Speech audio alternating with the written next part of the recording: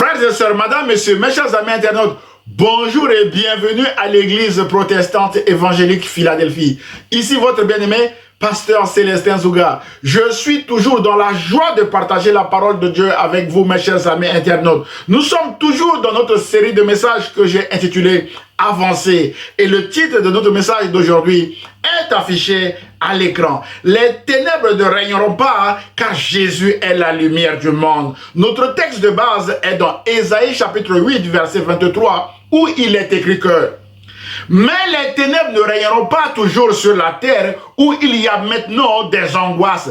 Si les temps passés ont couvert d'opprobre ou de honte le pays de Zabulon et le pays de Nephtali, les temps à venir couvriront de gloire la contrée voisine de la mer au-delà du Jourdain, le territoire des gentils ou des païens, mes bien-aimés. Mes chers amis, cette magnifique promesse de Dieu à des personnes en souffrance renvoie à Ésaïe chapitre 7, verset 14, où il est écrit que voici, la jeune fille deviendra enceinte, elle enfantera un fils et elle lui donnera le nom d'Emmanuel, qui veut dire que Dieu est avec nous. Et en Ésaïe chapitre 9, verset 5, où il est écrit que car un enfant nous est né, un fils nous est donné, et la domination reposera sur son épaule. On l'appellera admirable conseiller, Dieu puissant, Père éternel et prince de la paix. Mes chers amis internautes, frères et sœurs, je vous propose d'aborder 3 points dans ce message.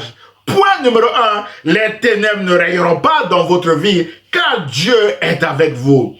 Frères et sœurs, mes chers amis internautes, la paix, l'absence de guerre, la stabilité et la croissance économique du pays dans lequel nous vivons sont autant de facteurs qui peuvent nous aider à avancer dans notre vie. Malheureusement, aujourd'hui, mes bien-aimés, des millions de personnes dans le monde souffrent à cause des conflits armés, de l'invasion de leur pays ou de l'oppression visible et invisible de leurs ennemis. Ces personnes n'ont aucune espérance d'avancer dans leur vie comme ils le veulent, mes chers amis internautes. Selon le rapport annuel de l'Agence des Nations Unies pour les réfugiés, je cite, à la fin de 2002, le nombre de personnes déplacées de force était estimé à 108 millions, mes bien-aimés, soit 19 millions de plus qu'à la fin de 2021. Fin de citation. Aujourd'hui, ce chiffre a explosé à cause de nouveaux conflits armés en 2023. Et le Seigneur veut encourager toutes ces personnes déplacées de force et qui souffrent à travers le monde, mes bien-aimés, en leur disant que les ténèbres ne régneront pas toujours dans votre vie, car Jésus est la lumière du monde, mes bien-aimés. Et Jésus vient éclairer votre cœur afin de vous donner sa paix en cette fin d'année, mes chers amis internautes. Frères et sœurs, mes chers amis internautes, l'invasion d'un pays, les guerres ou les conflits armés ne datent pas d'aujourd'hui. Environ 700 ans avant Jésus-Christ, les territoires de Zabulon et de Nephtali en Israël ont aussi connu une invasion militaire qui les a plongés dans une souffrance aiguë, mes bien-aimés dans le Seigneur. La Bible déclare en 2 Rois chapitre 15, verset 29 que sous le règne de Péka, roi d'Israël, Tiglath-Pilésar, roi d'Assyrie, fit une invasion et s'empara des villes de Lyon, Abel-Beth, Maaka, Yanoa, Kedesh, Hatzor et Galad, et il occupa aussi la Galilée et tout le territoire de Nephtali. Il déporta les habitants en Assyrie. Frères et sœurs, mes chers amis internautes, des forces étrangères étaient venues déplacer ou déporter de force les habitants de Zabulon et de Nephtali. Et ceux qui étaient restés dans ces territoires étaient plongés dans la souffrance, dans la honte et dans l'opprobre à cause de l'oppression dont ils étaient victimes, mes bien-aimés. Ils ont crié à Dieu, bien évidemment. Frères et sœurs, le psalmiste déclare dans le psaume 34, verset 6 que quand un malheureux crie, l'Éternel entend et il le sauve de toutes ses détresses. C'est ainsi que Dieu a entendu les cris de détresse de son peuple, oppressé et angoissé, et il a répondu en donnant cette magnifique promesse au prophète Ésaïe, en Ésaïe chapitre 8, verset 23, où il est écrit que les ténèbres ne régneront pas toujours sur la terre où il y a maintenant des angoisses. Si les temps passés ont couvert d'opprobre ou de honte le pays de Zabulon et le pays de Nephtali, les temps à venir couvriront de gloire. Frères et sœurs, Dieu promet aux habitants de Zabulon et de Nephtali que cette gloire qui remplissait le tabernacle, cette gloire qui les protégeait et qui les guidait dans le désert pendant l'exode prendra une forme humaine, comme il est écrit en Ésaïe chapitre 7 verset 14 que « Voici, la jeune fille deviendra enceinte, elle enfantera un fils et elle lui donnera le nom d'Emmanuel. » Qui veut dire que Dieu est avec nous, mes bien-aimés dans le Seigneur. Dieu était avec eux dans le tabernacle, mes chers amis internautes, et Dieu promet de revenir encore sous une forme humaine en la personne de Jésus auprès d'eux, mes bien-aimés dans le Seigneur. Et en Ésaïe chapitre 9, verset 5, il est écrit « Car un enfant nous est né, un fils nous est donné, et la domination reposera sur son épaule. On l'appellera conseiller admirable, Dieu puissant, Père éternel, Prince de la paix. » Mes chers amis, 700 ans plus tard, les évangiles nous confirment l'accomplissement de ces promesses avec Marie, une jeune fille vierge qui donne naissance à l'enfant Jésus grâce à l'action monergique du Saint-Esprit. Dieu tient toujours ses promesses, mes bien-aimés dans le Seigneur. C'est pourquoi nous disons que Dieu est fidèle. Voilà le contexte des révélations du prophète Ésaïe sur la naissance de Jésus. Et Jésus s'appelle, mes bien-aimés dans le Seigneur, Emmanuel, qui veut dire que Dieu est avec nous. Mon frère, ma soeur, peut-être que vous êtes actuellement en souffrance, comme les habitants de Zabulon et de Nephtali, à cause des conflits armés, à cause de la maladie, à cause de l'injustice flagrante, à cause des puissances des ténèbres ou de toute autre cause, et vous criez à l'Éternel en ce moment, mes bien-aimés dans le Seigneur. Prenez courage, car Dieu a entendu vos cris et Dieu va intervenir pour vous délivrer de votre souffrance à travers son Fils Jésus-Christ qui a payé le prix de votre liberté ou de votre guérison avec son sang, mes bien-aimés de le Seigneur, à la croix. C'est pourquoi il est écrit que les ténèbres ne régneront pas, mes chers amis internautes, sur la terre, et les ténèbres ne régneront pas dans votre vie, car Dieu est avec vous. La présence de Dieu à vos côtés fait la différence. La présence de Dieu à vos côtés est toujours rassurante, mes bien-aimés de le Seigneur. C'est pourquoi David a dit dans son psaume 23 au verset 4 que quand je marche dans la vallée de l'ombre de la mort, je ne crains aucun mal, car Dieu est avec moi. Car son bâton et sa houlette me rassurent. D'après le Psaume chapitre 23, verset 4. Mon frère, ma soeur, si Dieu est avec vous dans votre vallée, qui sera contre vous, mes bien-aimés? Personne. David dit dans son psaume 27, verset 1 à 5 également que l'Éternel est ma lumière et mon salut. De qui aurais-je crainte? L'Éternel est le soutien de ma vie. De qui aurais-je peur? Quand les méchants s'avancent contre moi pour dévorer ma chair, ce sont mes persécuteurs et mes ennemis qui chancellent et tombent. Si une armée se campait contre moi, David, mon cœur n'aurait aucune crainte. Si une guerre s'élevait contre moi, je serais malgré cela plein de confiance, car l'Éternel me protégera dans son tabernacle au jour du malheur. Il me cachera sous l'abri de sa tente. D'après Psaume chapitre 27, versets 1 à 5. Mon frère, ma soeur, les ténèbres ne régneront pas dans votre vie, car Dieu vous protégera au jour du malheur. Et les ténèbres ne régneront pas dans votre vie, car Dieu, mes bien-aimés, vous cachera sous l'abri de sa tente, mes bien-aimés. Sa gloire, qui remplissait cette tente d'assignation, encore appelée le tabernacle, a pris une forme humaine, mes bien-aimés dans le Seigneur, en la personne de Jésus-Christ, mes chers amis internautes. Et Jésus est la lumière du monde. C'est ce que nous allons voir maintenant dans le deuxième point de ce message.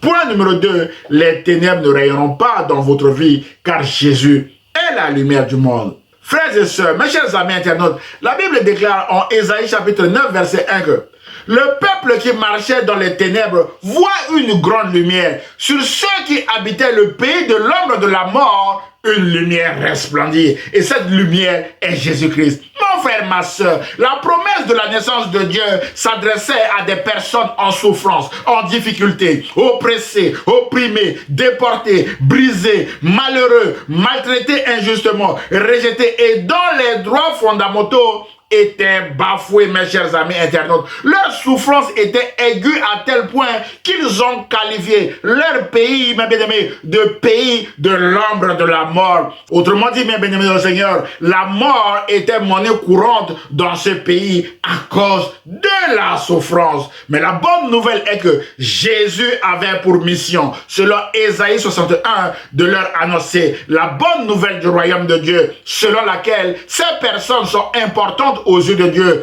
de guérir leur cœur brisé, de proclamer leur liberté et leur délivrance, de leur donner un diadème au lieu de la cendre, de leur donner une huile de joie au lieu du deuil, un vêtement de louange au lieu d'un esprit abattu. D'après Ésaïe chapitre 61, mes chers amis internautes. Frères et sœurs, 700 ans plus tard, c'est dans les territoires de Zabulon et de Nephtali que Jésus a commencé son ministère. Dieu est fidèle dans ses promesses. La Bible déclare en Matthieu chapitre 4, verset 13 à 17 que Jésus quitta Nazareth et vint demeurer à Capernaum, situé près de la mer, dans le territoire de Zabulon et de Nephtali, afin que s'accomplisse ce qui avait été annoncé par Ésaïe le prophète. Waouh! Le peuple de Zabulon et de Nephtali, de la contrée voisine de la mer, du pays au-delà du Jourdain et de la Galilée des gentils. Ce peuple assis dans les ténèbres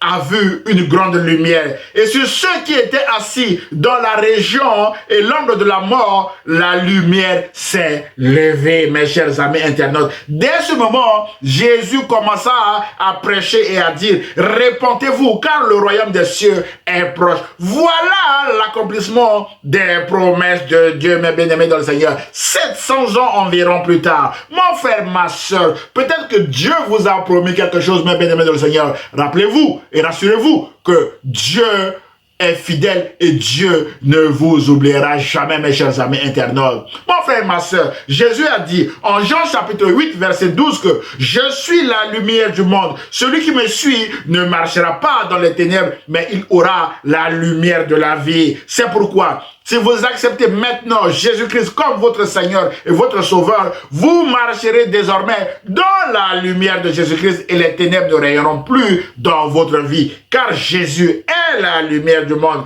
C'est à vous aujourd'hui de choisir la lumière, c'est-à-dire la vie, ou les ténèbres, c'est-à-dire la mort. J'ai mis devant toi la mort et la vie. Choisis la vie afin de vivre, déclare Dieu, mes chers amis internautes. Mon frère, ma soeur, dans votre choix, vous devez faire beaucoup attention, mes chers amis internautes. En choisissant Jésus, vous choisissez la lumière. Car partout où Jésus est passé, il a apporté la vie parce qu'il est la lumière du monde, mes chers amis internautes. C'est ce que la ville de Naïn a vécu et a connu et que Luc nous rapporte dans son évangile au chapitre 7, verset 11 à 17, où il est écrit que Jésus alla dans une ville appelée Naïn. Ses disciples et une grande foule faisaient route avec lui.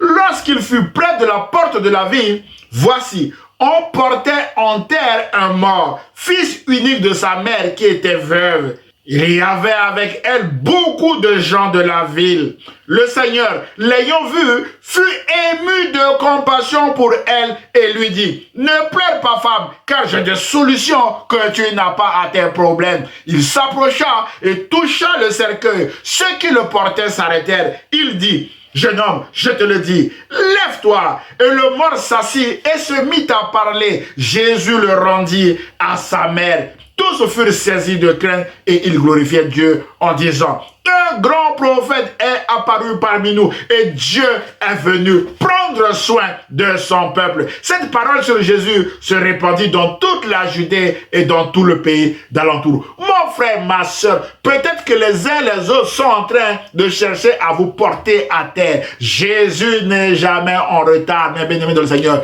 Jésus va vous ressusciter. Jésus va ressusciter ce que vous avez perdu, comme il l'a fait pour ce jeune homme, mes chers amis internautes. Alors, ne pleurez plus, mes chers amis internautes, mais faites confiance à Jésus. Mes chers amis, frères et sœurs, alors que l'ombre de la mort s'abattait sur toute la ville de Naïn, venu assister à l'enterrement foiré de ce jeune homme, fils unique de sa mère qui était veuve, donc son mari était déjà mort, mes chers amis internautes. Jésus croise le cortège funéraire et transforme ce cortège de deuil, de tristesse et de ténèbres en cortège de louange à la gloire de Dieu, en ressuscitant ce jeune homme, mes chers amis internautes. Et tout le peuple a crié, mes chers amis internautes, un grand prophète est apparu parmi nous. Dieu est venu prendre soin de son peuple. C'est le même message au prophète Ésaïe, chapitre 7, verset 14. On l'appellera Emmanuel, qui veut dire Dieu est avec nous. Dieu est avec nous veut dire Dieu est venu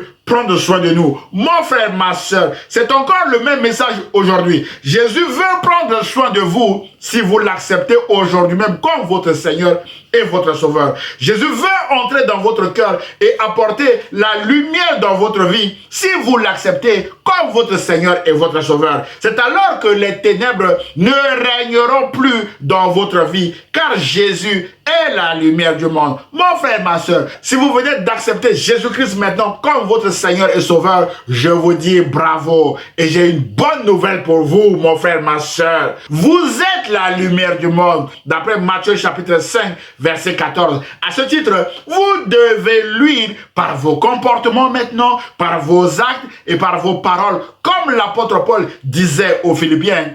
Conduisez-vous d'une manière digne de l'évangile de Christ. C'est ainsi, mes bien-aimés, que les ténèbres ne régneront plus dans votre vie, car vous êtes désormais des enfants de Dieu irrépréhensibles au milieu d'une génération perverse et corrompue, parmi laquelle vous brillez comme des flambeaux dans le monde, portant la parole de vie, mes chers amis internautes, d'après Philippiens chapitre 2, versets 14 à 15. Mon frère, ma soeur, vous êtes la lumière du monde, portant la parole de vie qui est Jésus-Christ. Et Jésus a dit en Matthieu chapitre 28, verset 20 que je suis avec vous tous les jours jusqu'à la fin du monde. C'est la lumière de Jésus-Christ qui est en vous, qui chassera les ténèbres devant vous, car la lumière et les ténèbres ne marchent jamais ensemble, mon frère, ma soeur. C'est ce que nous allons voir maintenant dans le troisième et dernier point de ce message. Point numéro 3, les ténèbres ne rayeront pas dans votre vie parce que vous êtes le temple du Saint-Esprit maintenant, mes chers amis internautes. Mon frère, ma soeur, si vous venez d'accepter Jésus-Christ maintenant comme votre Seigneur et Sauveur, j'ai encore une bonne nouvelle pour vous. Vous êtes devenu le temple du Saint-Esprit. Et l'apôtre Paul disait aux Corinthiens que ne savez-vous pas que votre corps est le temple du Saint-Esprit qui est en vous, que vous avez reçu de Dieu et que vous ne vous appartenez point à vous-même, Corinthiens. D'après 1 Corinthiens chapitre 6, verset 19. Mon frère, ma soeur, si vous venez d'accepter Jésus-Christ comme votre Seigneur et Sauveur, vous ne vous appartenez plus à vous-même. Sans exception, Jésus-Christ vient d'habiter en vous à travers son esprit parce que vous venez de l'accepter comme votre Seigneur et votre Sauveur. Ainsi, mes bien-aimés, votre corps est devenu le temple de l'Esprit de Jésus. À ce titre,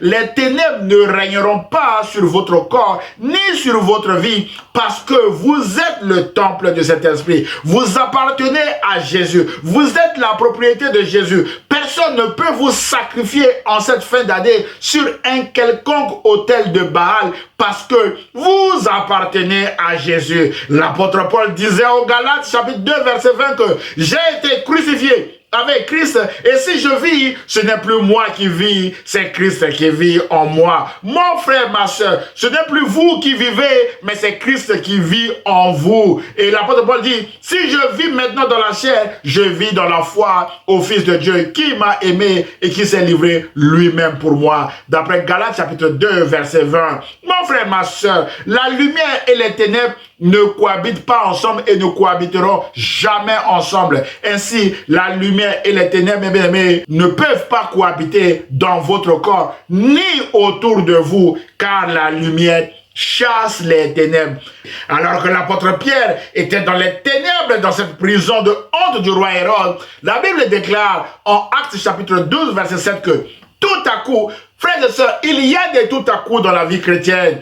Tout à coup, un ange du Seigneur apparut et la cellule fut inondée de lumière. L'ange toucha Pierre au côté pour le réveiller. « Lève-toi vite, Pierre, lui dit-il. » Au même instant, les chaînes lui tombèrent des poignets, mes chers amis internautes. La lumière a brisé les chaînes des ténèbres sur Pierre et Pierre a été libéré. Dans la suite de ce récit, mes chers amis internautes, mon frère, ma soeur, peut-être que vous êtes dans le noir total en ce moment, mais bien-aimés dans le Seigneur quelque part. Je prie maintenant que cette lumière qui est Jésus-Christ perce les murs de votre prison pour vous apporter la lumière et briser les chaînes du diable sur vous, car votre corps appartient à Jésus et non à Satan. Et les ténèbres ne règneront pas dans votre vie, car le Saint-Esprit est en vous, mes bien-aimés. Mon frère, ma soeur, peut-être que vous vous sentez seul face à vos combats actuels ou abandonné, mes bien-aimés, en cette période de fête de fin d'année.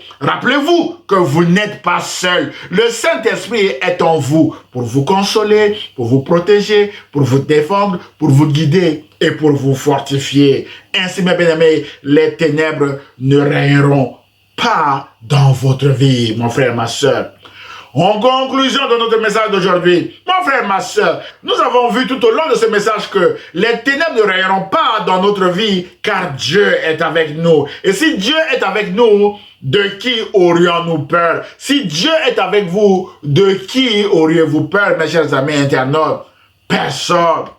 Mes chers amis, les ténèbres ne règneront pas dans votre vie car Jésus s'appelle Emmanuel, qui veut dire Dieu est avec vous, Dieu est avec moi aussi. Jésus est avec nous. Et si Jésus est avec nous, qui nous séparera de l'amour de Christ, mes bien-aimés? Et l'apôtre Paul a répondu à cette question en disant, mes bien-aimés, car j'ai l'assurance que ni la mort, ni la vie, ni les anges, ni les dominations, ni les choses présentes, ni les choses à venir, ni les puissances, ni la hauteur, ni la profondeur, ni aucune autre créature ne pourra nous séparer de l'amour de Dieu manifesté en Jésus-Christ, notre Seigneur, d'après Romains chapitre 8, versets 35 à 39. Mes chers amis internautes, frères et sœurs, les ténèbres ne règneront pas dans notre vie, car le Saint-Esprit est avec nous pour nous guider, pour nous protéger et pour nous consoler en cas de difficulté.